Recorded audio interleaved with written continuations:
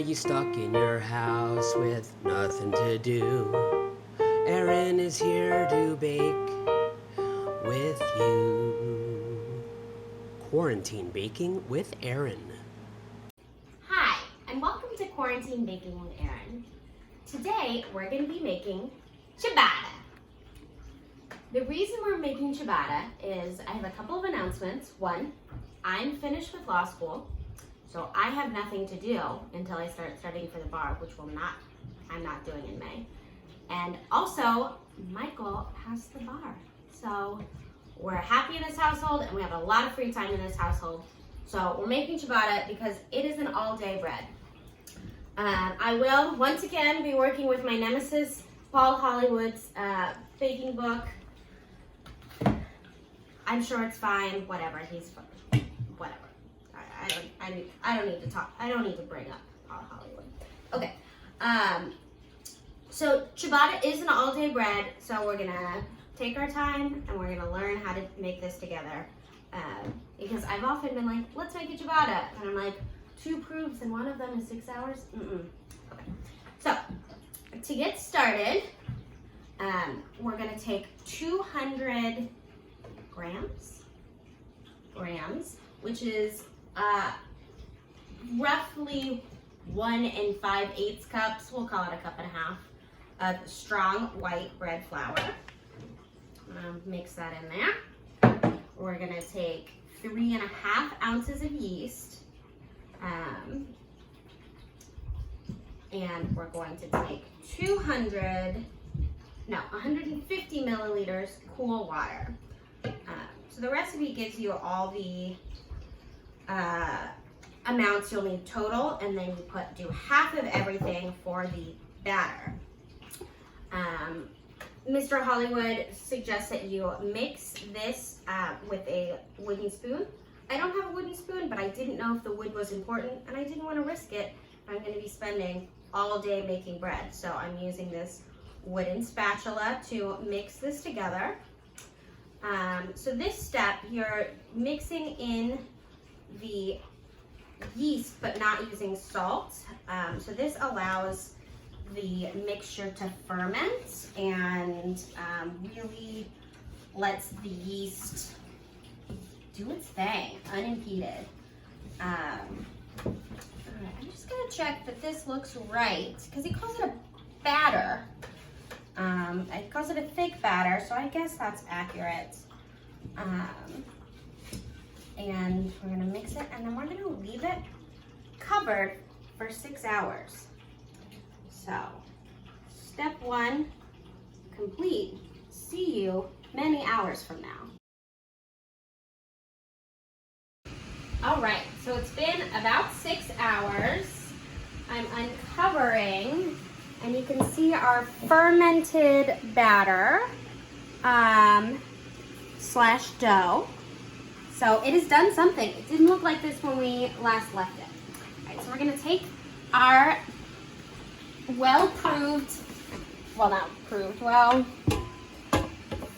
whatever dough. Let's tip it into, maybe I should have greased this, but I don't know if it said to.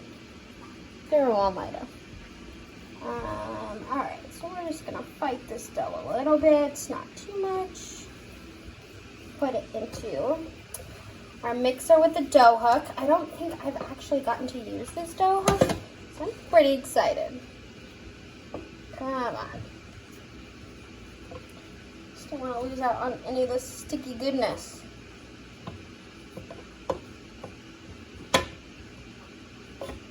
All right. So we're going to put that in. We're going to take our remaining 200 grams of flour, which is about, again, 1.5 cups. Tip that in. We're gonna tip in, I know the book says tip, so now I'm all about tipping it in. Our other 3.5 grams of yeast. And then I actually didn't even bother to look at how much salt it is. Let's see. It is 7 grams of salt, which is the same amount of yeast. We have 7 grams of yeast. So we're gonna do 2 tablespoons maybe? You think 3 tablespoons? You know what, why don't we just measure it? I know that goes against everything I kind of believe in, but you know, I've never made semolina before, and I wouldn't want it to be terrible because of arrogance. All right, 7 grams. It's 8 grams, it's gonna be fine. All right, so we're gonna tip it in, and we're gonna do it on the opposite side of the bowl. Not on top of the yeast. And then we're going to put in our remaining 150 milliliters of water. And then 2 tablespoons of olive oil, which we're getting down to the wire when it comes to olive oil, so hopefully I have enough. And this is a 2 tablespoon measuring spoon. All right, and then we're gonna mix this with a dough hook for about 15 minutes. So we might check in periodically because I'm very interested to see how this process goes.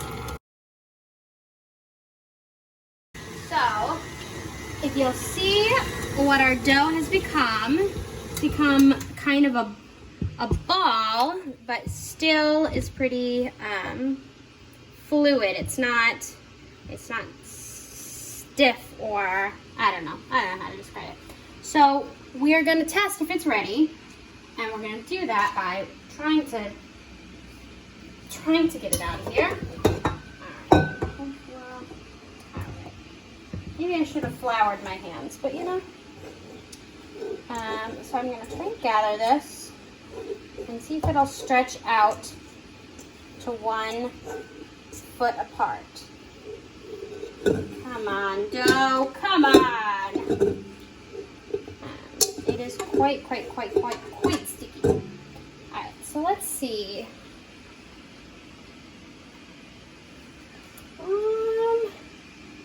All right, that seems about a foot, right? Without breaking, I think it's good. Okay, so now that I've made my hands useless, I'm going to grab this plastic container. Ideally this would be square, but I don't have a 1 liter square container, so we're gonna just do rectangle, hope for the best. And we're going to tip, maybe that's why he says tip, because good luck trying to scrape it out. Yeah, it's very stringy. I'm gonna put it in this container, which has been oiled with olive oil.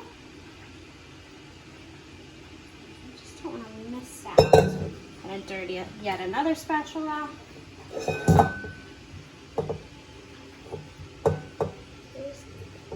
at gooey goodness.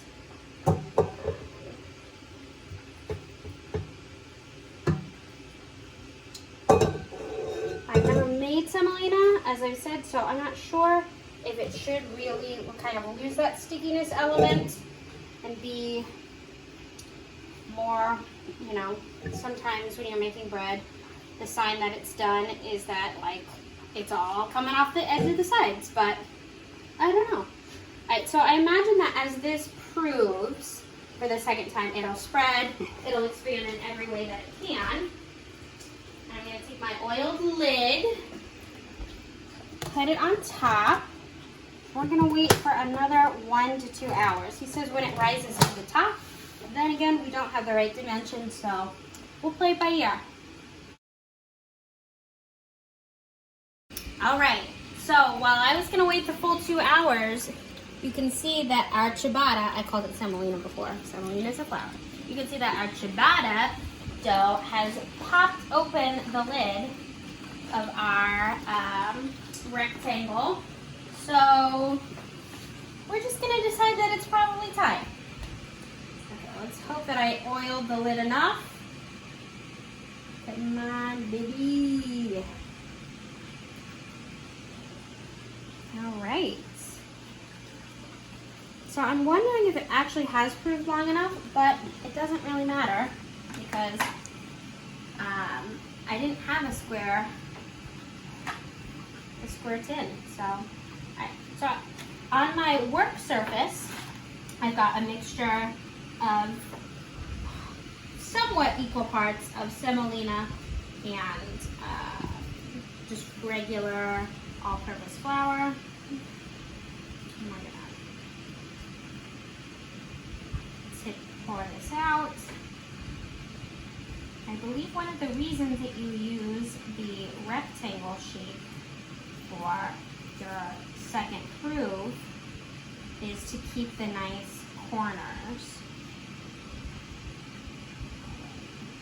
Come on, semolina. Yeah, it's still a bit sticky, which is, you know, maybe fine. I don't know. Maybe I'm just not being patient enough.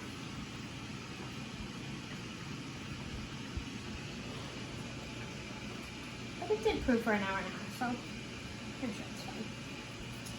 Okay, so we are going to cover the ciabatta with this flour semolina mixture. So we'll do a little semolina, we'll do a little flour, making sure that it is well dusted.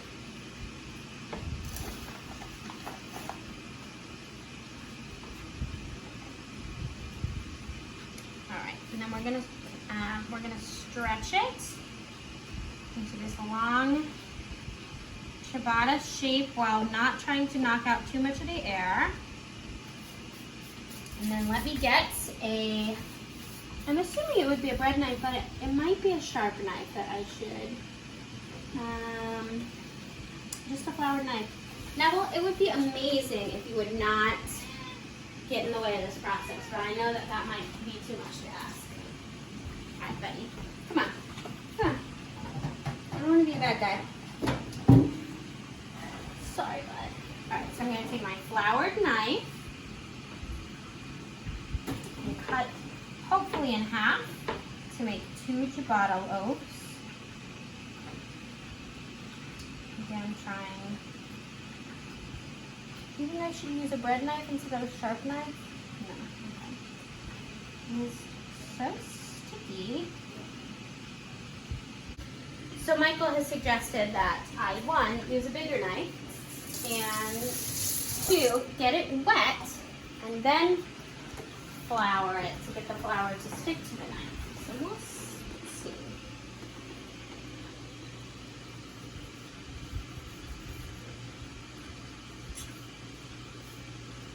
All right.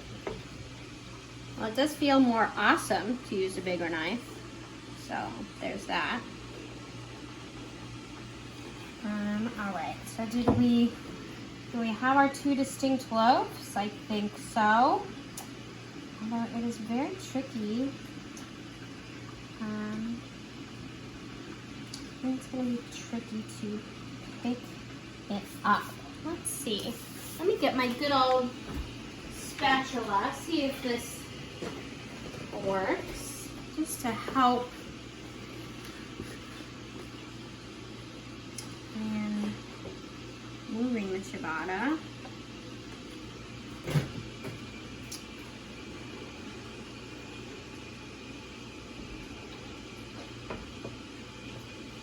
All right, 1 ciabatta.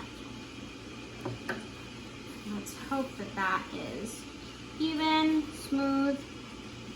Probably not. Probably this pan isn't big enough, but we're learning along the way.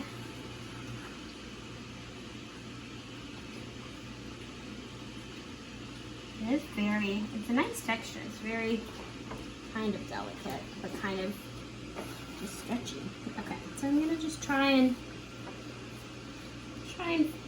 put the finishing touches on shaping this dough. It's not gonna be straight, it's not gonna be beautiful. Do I think it's gonna be delicious? Unequivocally. Pretty confident in that. Okay, so we have, you guessed it, another proof. So I'm gonna take this large plastic bag and put our baking tray inside that bag for another 15 minutes. So just fry that up real quick. Right quick with my ciabatta. That's how the ciabatta makers talk. With very bad cockney accents. Okay, and then we're gonna preheat our oven to 425 or 220 Celsius, and we'll check back in. Okay, so our oven has preheated, and it's been about 15 minutes, so we're gonna undo our, I don't know how much this has done to rise or solidify the shape, but I'm not going to question, I don't know anything about ciabatta. We're learning. All right, so we're gonna put this in the oven for 30 minutes, and we're gonna ciabatta about it. All right, so our timer has gone off. I'm really excited. Okay, we've definitely got some rising. It should be a golden brown, which we're gonna call that a golden brown. I'm gonna transfer this to a wire rack to cool, and then we'll taste it. All right, so here we go.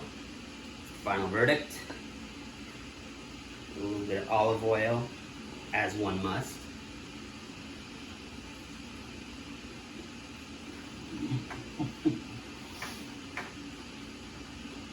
Baby, you did it.